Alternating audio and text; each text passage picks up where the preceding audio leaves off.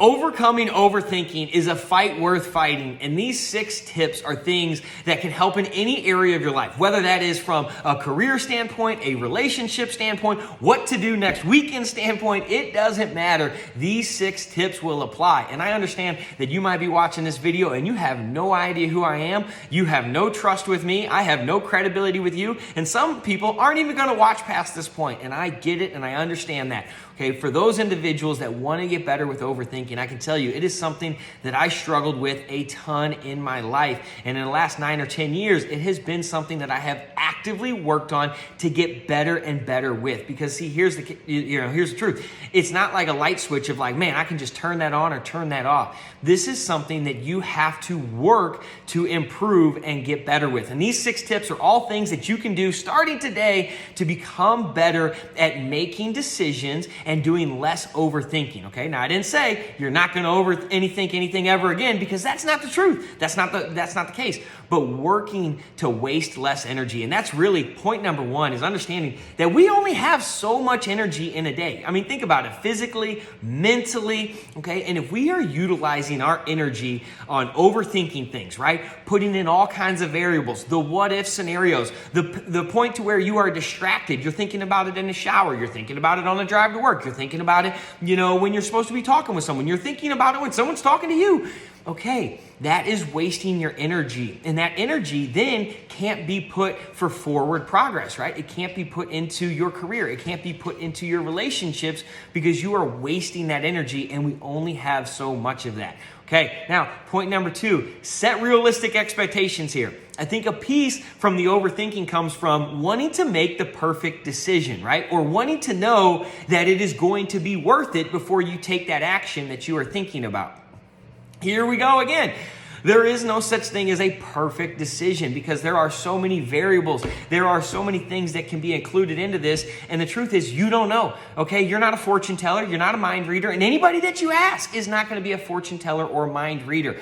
The best that we can do is focus and work on making our best decision and being committed to figuring it out from that point, okay? So if you take perfect off the table and you're like, all right, there's a lot of different ways that I could do this. There's a lot of good decisions that could be made. There's a lot of these things. So I'm going to work to make a really good decision and move forward from there, okay? And that is how we can take forward progress and build our confidence in doing these things, right? Now, the third thing here, do not label yourself an overthinker. All too often, and I know I'm guilty of this, is like, we're like, oh man, I always overthink things. Man, I'm just always inside of my head. It's really hard for me to make a decision. I'm not good at making decisions. The more that we say that, the more that is going to be true. Okay, so we have to audit how we talk to ourselves in those moments. Now, okay, just like anything in life, you don't want to lie, all right? If you lie, then you can't really get behind it as a statement that you believe in, okay? And so you're less likely to change. So what do I mean by that? A small adjustment. Instead of saying, hey, I'm an overthinker, or I always overthink things, a simple adjustment would be, I am in the process at getting better at not overthinking things, right? I am in the process at getting better at making decisions, okay? Because it's not that you are bad at making decisions, you have just not become better at that yet, okay? It is a skill. And again, these 6 tips can help with something that you can implement today to become better at making decisions and less overthinking, so you can move your life in the direction that you want. Again, understanding that we only have so much energy every single day, and how we use that energy, whether that is from a career, a relationship, or fitness standpoint, whatever the case may be, that is going to be what our life becomes, is how we use that energy. All right. So point number 4, narrow your focus. All right. How often have we heard you can do anything in this world, but you can't do everything, all right? That also goes in line with decision making, all right? Control what you can control is the other big thing that is out there that people always talk about, but it is so true. Okay, when you're thinking about the variables for what can go into this decision, right?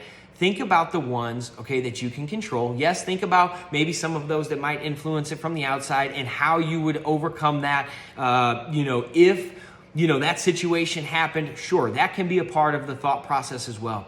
But at the end of the day, okay, we are in control with our attitude and our effort, and again, working to make the best decision that we can, okay, and move forward, all right? So narrow your focus. You don't have to account for absolutely everything that is going on in the world. Account for the things that are most important to the decision that you are making, and then work to make a really good decision. Because remember, there's not a perfect decision, but we can work to make one of those really good decisions, because there's always multiple good decisions that we can make. All right.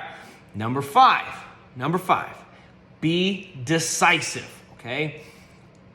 Right after we make that decision, okay, I know for me, I would always start second guessing it. So then it was like I really never made the decision, right? It was still in the analyzing process, which inhibited me from being able to move forward. Once again, I am now still using energy on this decision. So I didn't actually decide. I just kind of thought that I was going to go this way, and then I threw it right back into the analyzation process to think about, was that a good decision? Was that a good use of my time? We can't do that, right? Part of making a decision is cutting off all other options, okay? So understanding that, all right, if you make this decision, you are moving forward, okay? You are now not analyzing that decision of, was that the right decision, or what about this, or what about that? No, you made the decision.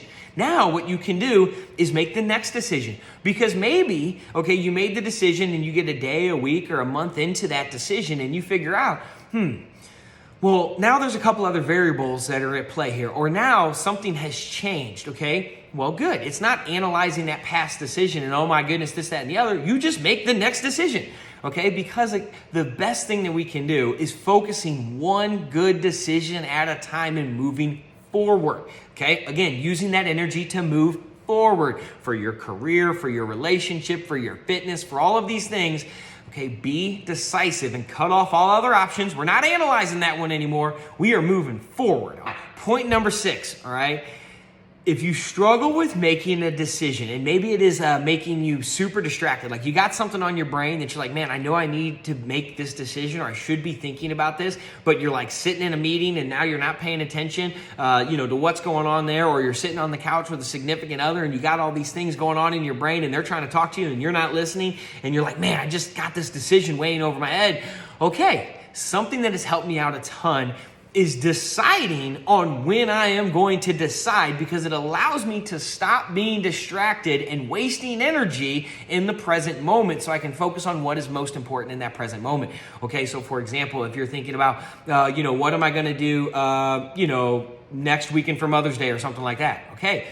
Well, if that's distracting you right now from what it is that you're supposed to be doing, just say, hey, I'm going to make that decision, Monday night by 7 p.m. Okay, cool. You can put that off a little bit so you can focus again. So again, it is making a good decision in the right direction by simply deciding on when you are going to decide, all right? Now, you have to follow through on that. Otherwise, you won't build trust within yourself in that process. But if you do, it can be a very good thing to make sure that you're not wasting energy now or being distracted now by just simply deciding, hey, I will decide on that at X time, or I will decide on that after I finish this, or I will decide on that next month. Okay, or I will decide on that after I hear back from this individual. Because if you're trying to, make a decision and you really need that person's input, well, again, we're just wasting energy right now if we don't have that. So it's understanding that point number 6 is simply making a decision on when you will decide can be very, very helpful, okay? Again,